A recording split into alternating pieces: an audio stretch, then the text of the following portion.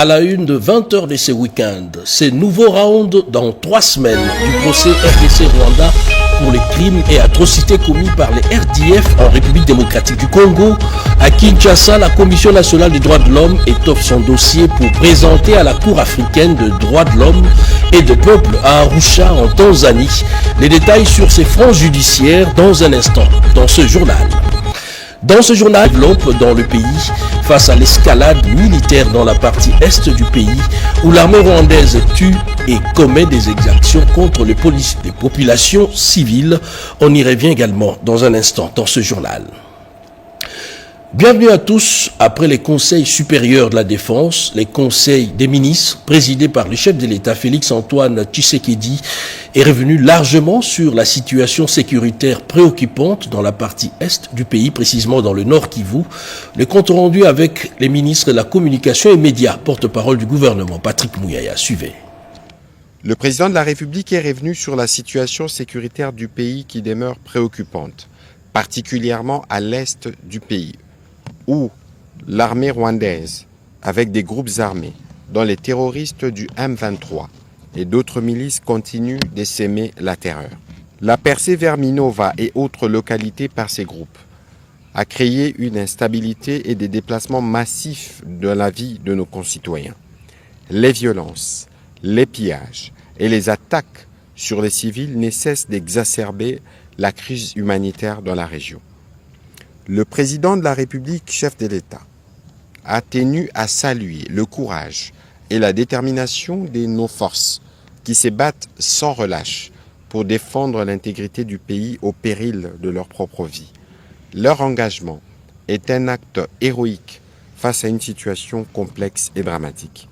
Il a insisté sur la nécessité de lancer à nos populations dans l'est du pays, particulièrement celles affectées par ces violences, un message de solidarité et de soutien, car ces populations font preuve de résistance, de résilience dans des conditions difficiles.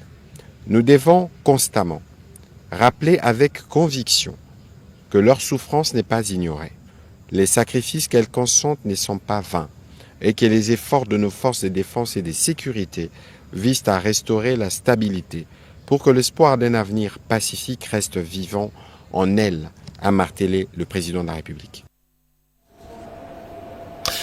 Et dans cette dynamique même, les forces armées de la République démocratique du Congo viennent de rendre public un communiqué officiel. Eh bien, les forces armées de la RDC félicitent les militaires de toutes les unités de FARDC, les patriotes résistants Wazalendo et tous les partenaires engagés, notamment les éléments de Samir RDC, pour leur détermination et leurs efforts conjugués destinés à faire échec aux tentatives expansionnistes des terroristes de l'armée rwandaise dans les environs de la ville de Goma. Au nom du chef d'état-major général des forces armées, les commandants de la 34e région militaire les encourage à rester motivés pour défendre l'intégrité territoriale de la République démocratique du Congo en général et la ville de Goma en particulier. C'est une question existentielle des vies ou des morts.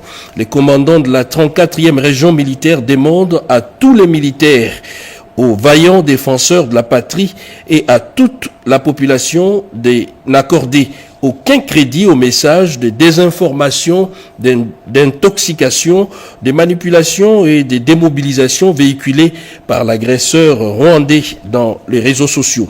Les commandants de la 34e région militaire demandent à la population de se liguer comme un seul homme derrière les FARDC, les patriotes résistants Wazalendo ainsi que les partenaires déterminés de mettre définitivement fin à l'aventure des terroristes RDF M23 sur le sol congolais. Communiqué signé Njike Kaiko Guillaume, lieutenant-colonel, porte-parole des forces armées de la République démocratique du Congo dans le Nord Kivu. Et dans cette même logique, certains élus nationaux s'engagent derrière les forces armées de la République, quoiqu'en vacances parlementaires.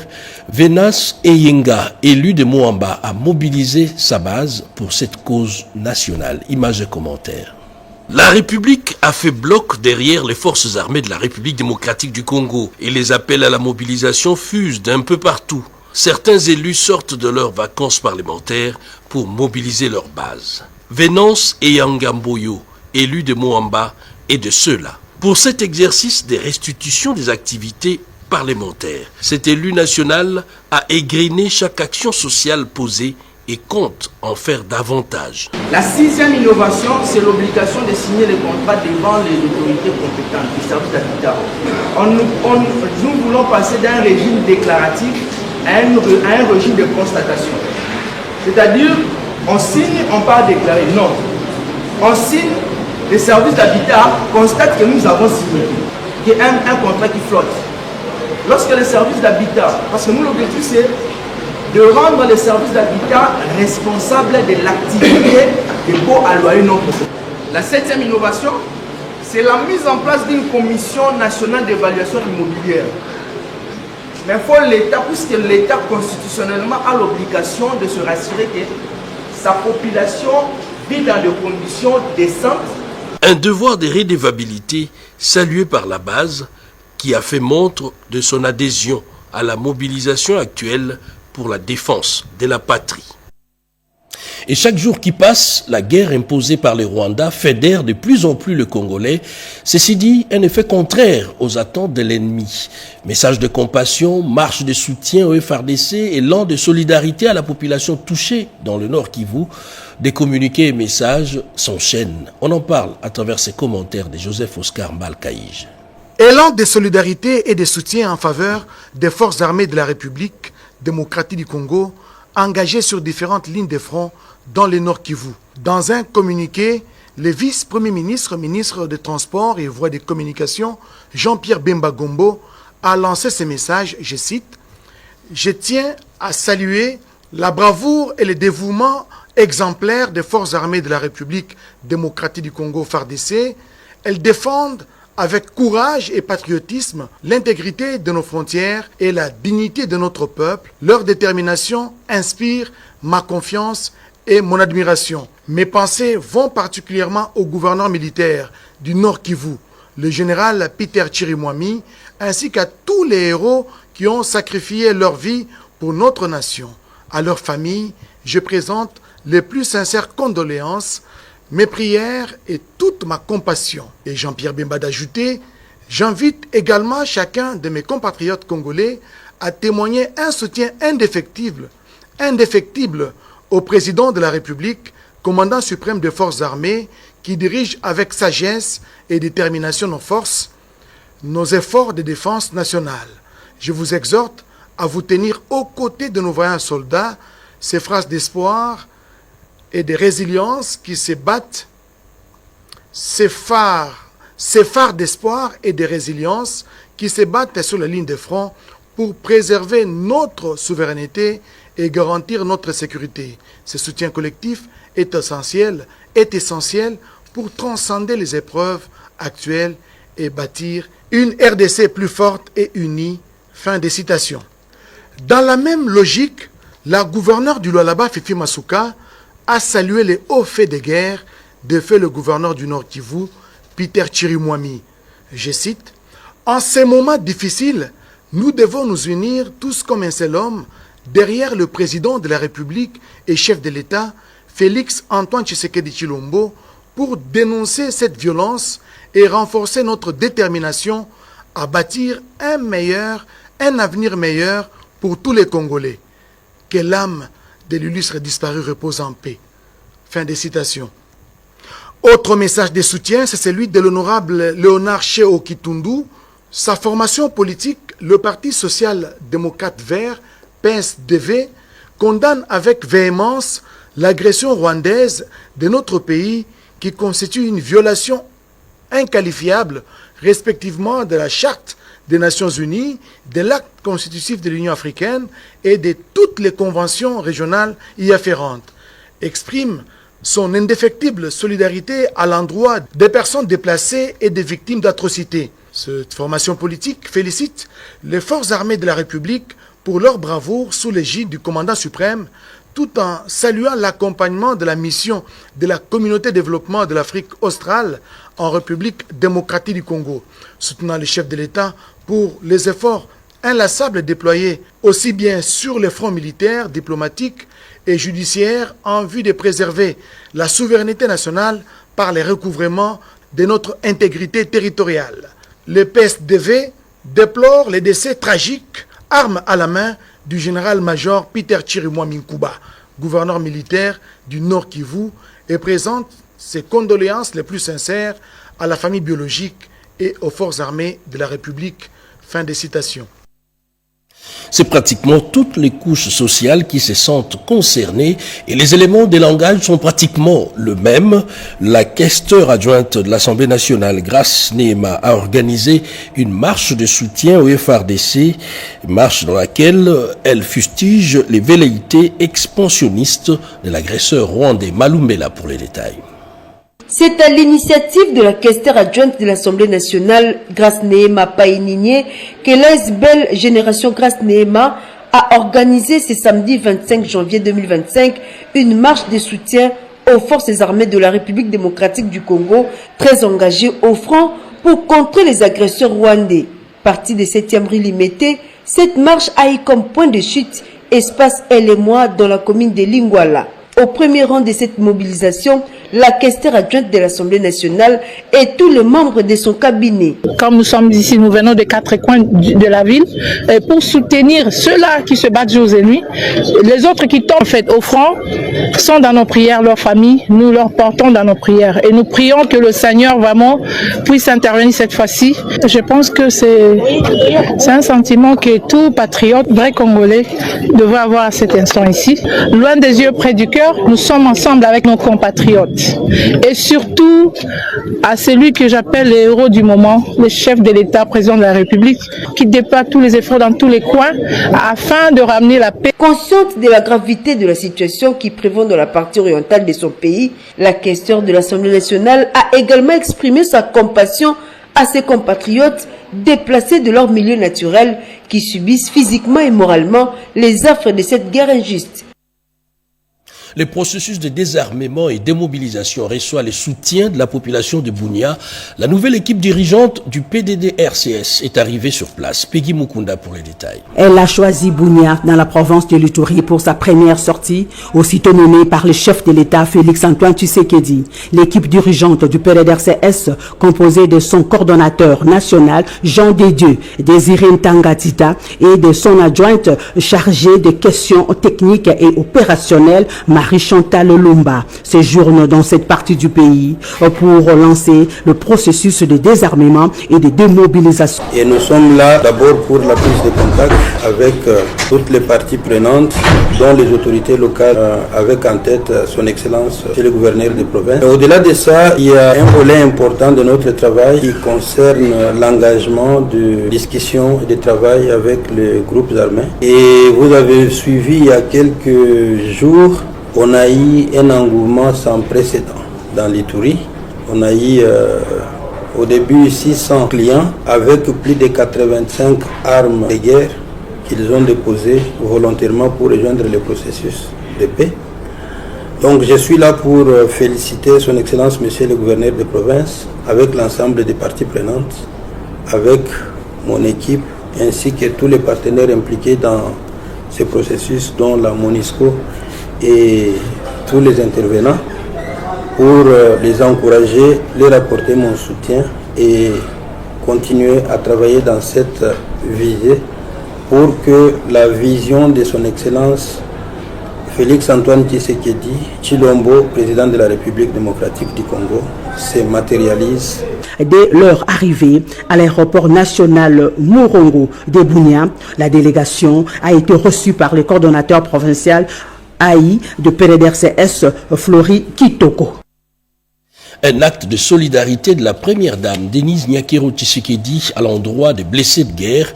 Elle s'est rendue au camp lieutenant-colonel Kokolo et camp colonel Tchachi. Naïcha Kiala, Edi Tchala et Charman Lelo. C'est à l'hôpital militaire du camp lieutenant-colonel Kokolo que la distinguée première dame Denise Nyakiro Tshisekedi a débuté sa visite. Elle a rencontré les soldats blessés en défendant l'intégrité du pays. Accompagnée de membres de la fondation qui porte son nom, Denise Nyakiro Tshisekedi n'est pas venue bredouille. Des vivres essentiels, des médicaments et d'autres produits de première nécessité ont été distribués pour alléger le quotidien des blessés et de leurs familles.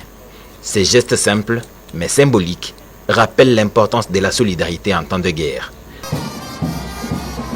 Juste après, la première dame s'est rendue à l'hôpital militaire de la garde républicaine, au camp colonel Tchachi, où elle a posé le même geste de soutien. Là aussi, elle a encouragé les soldats blessés à puiser leur force dans la foi, tout en soulignant que l'unité et la solidarité sont essentielles pour construire une paix durable. Merci pour la nuance, merci pour la nuance. Et puis courage. Plus qu'un simple acte de charité, ce soutien est un message fort adressé à tous les hommes en uniforme. Cette visite de la première dame a apporté une bouffée d'air frais aux soldats. Un soutien moral et matériel qui symbolise la communion des cœurs et marque l'unité d'un peuple.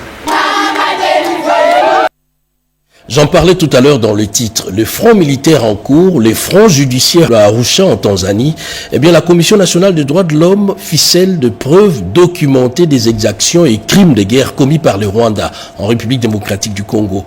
Le vice-ministre de la Justice, d'autres précisions dans Dans 3 semaines environ, la République démocratique du Congo et le Rwanda, pays agresseurs, DHP à Arusha en Tanzanie, pour des atrocités et massacres perpétrés depuis près de 30 ans en RDC.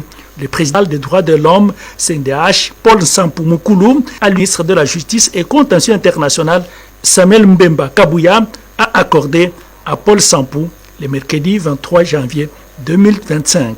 Le président de la CNDH a souligné l'importance de l'accompagnement de son institution pour l'aboutissement heureux de ces procès jusqu'à la condamnation du Rwanda. Le vice-ministre m'a fait l'honneur de me recevoir pour échanger sur ces dossiers très importants, ces procès qui s'ouvrent et qui a un rayon de fonctionnement sur l'ensemble du territoire national.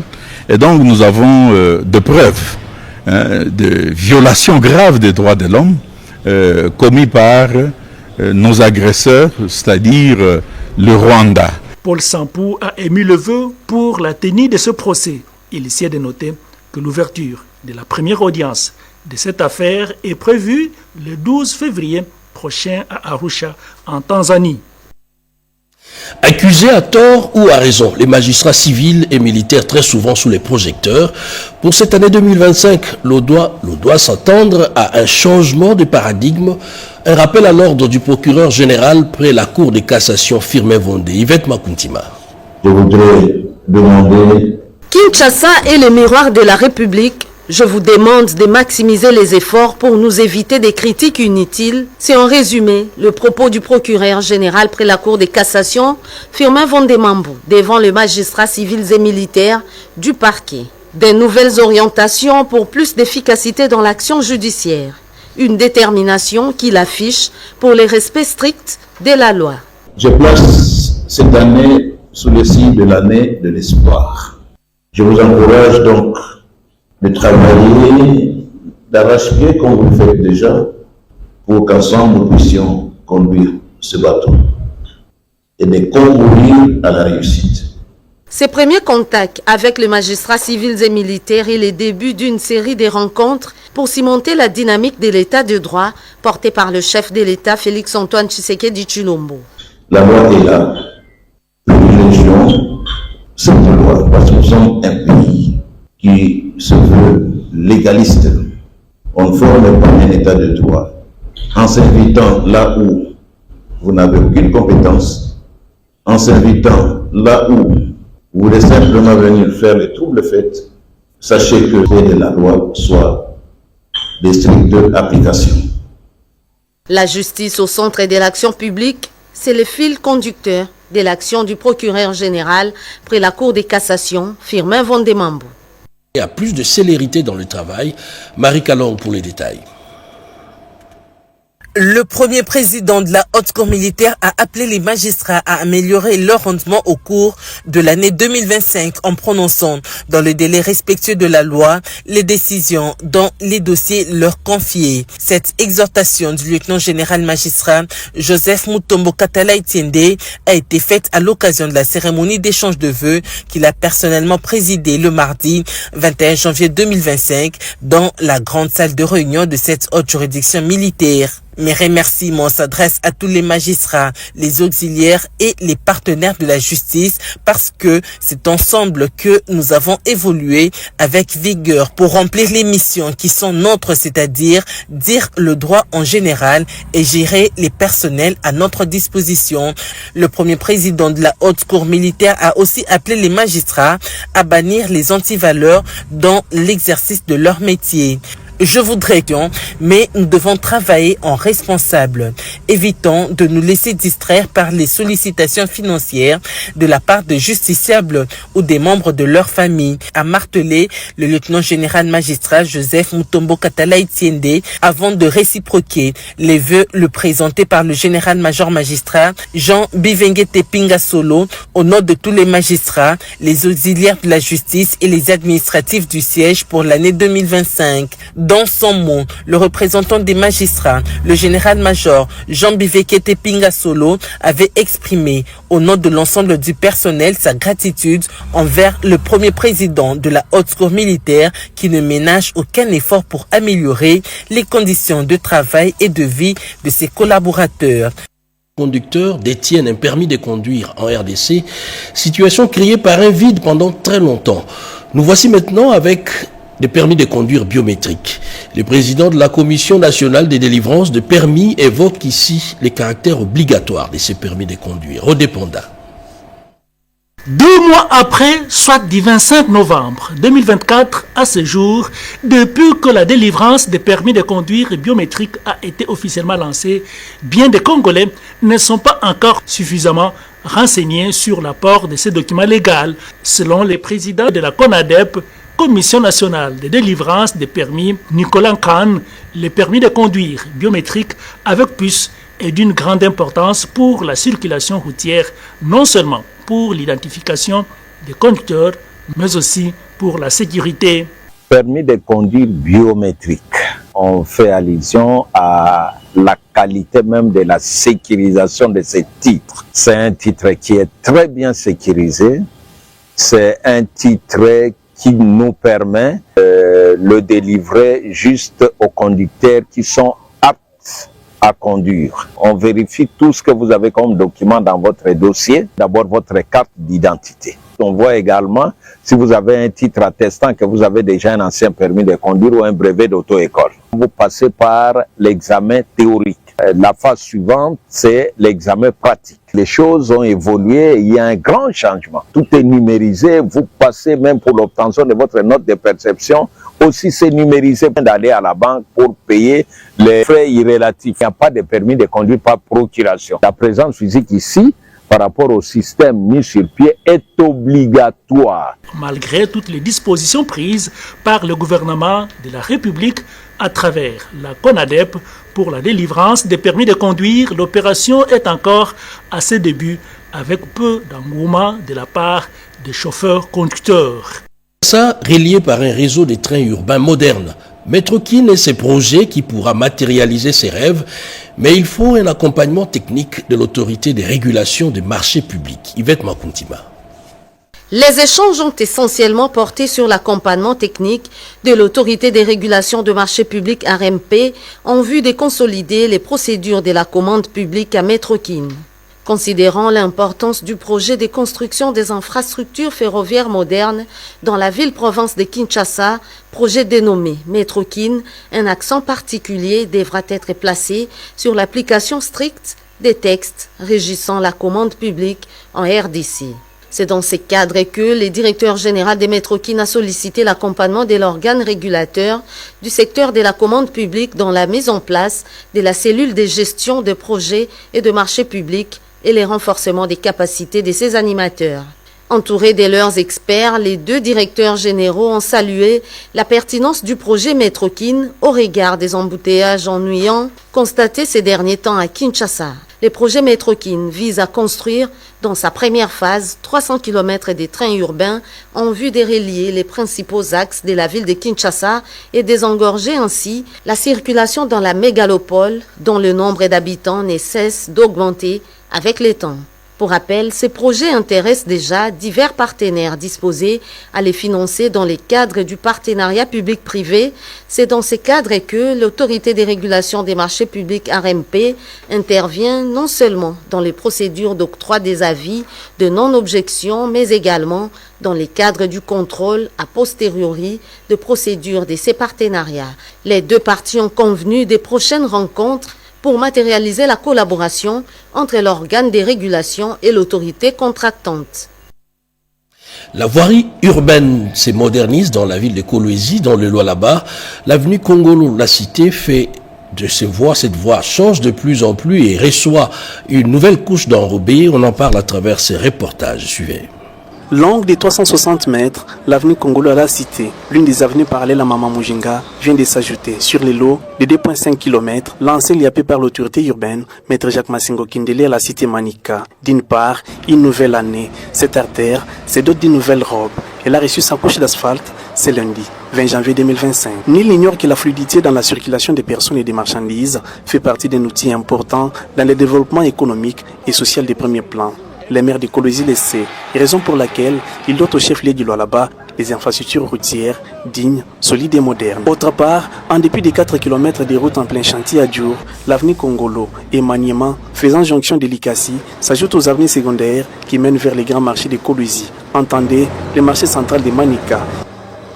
Toutes les étapes possibles ont été respectées, de la couche de stabilisation, suivie du reprofilage, correction, en fin de compte, l'imprégnation. Cette avenue est désormais couverte d'une couche qui atteint 5 cm après compactage. La prochaine étape sera suivie des travaux de construction des voies de canalisation devant permettre la circulation normale des eaux et protéger cet ouvrage. La modernisation de ces infrastructures de base témoigne de l'engagement du maire de Kolwezi, Maître Jacques Massingo Kindele, à bâtir un Kolwezi plus moderne qu'avant, d'où plus de 12 km lancés dans les premiers lots des infrastructures routières durables, modernes et sécurisées dans différents quartiers de sa juridiction.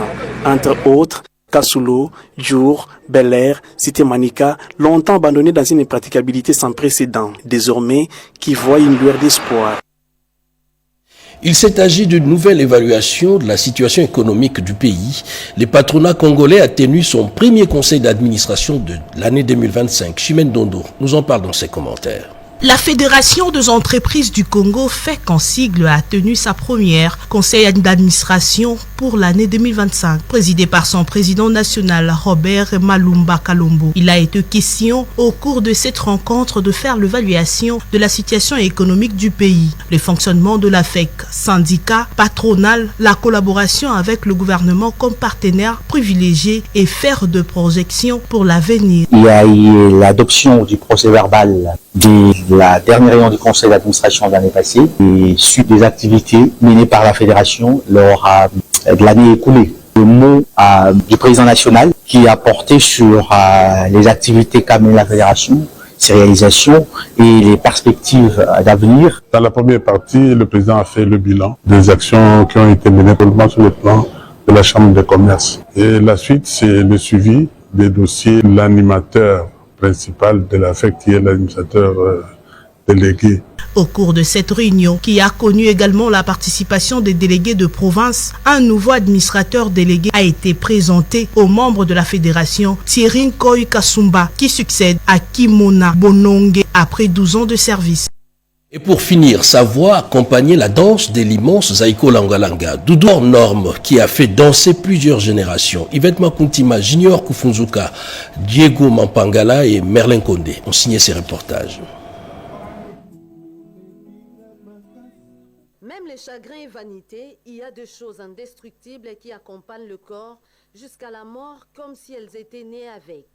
Une citation qui illustre bien les talents artistiques de l'immense Pierre-Antoine Emmanuel Adoula Monga, dit Doudou Adoula, décédé à l'âge de 59 ans. Après la levée du corps de la morgue de l'hôpital du cinquantenaire, l'aire de l'espace Ave Maria a été occupée un moment par des ondes invisibles de la musique chantée de ce talentueux animateur du mythique Zaiko Langalanga Kolomboka pour un dernier hommage à ses fils cadets d'un ancien premier ministre de la République démocratique du Congo.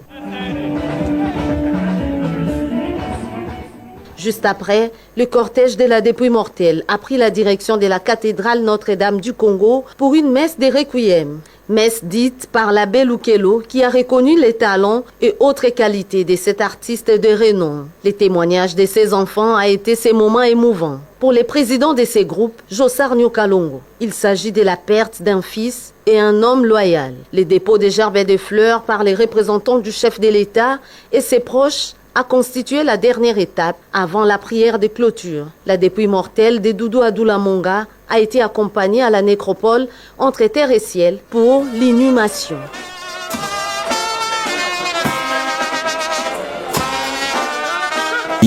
Notamment dans le Nord Kivu de l'Essidé, nous sommes profondément préoccupés par la dégradation de la situation sécuritaire dans l'Est du pays, notamment dans le Nord Kivu, qui a conduit à la mort du général Peter Chirimwami, gouverneur du Nord Kivu, province sous état de siège.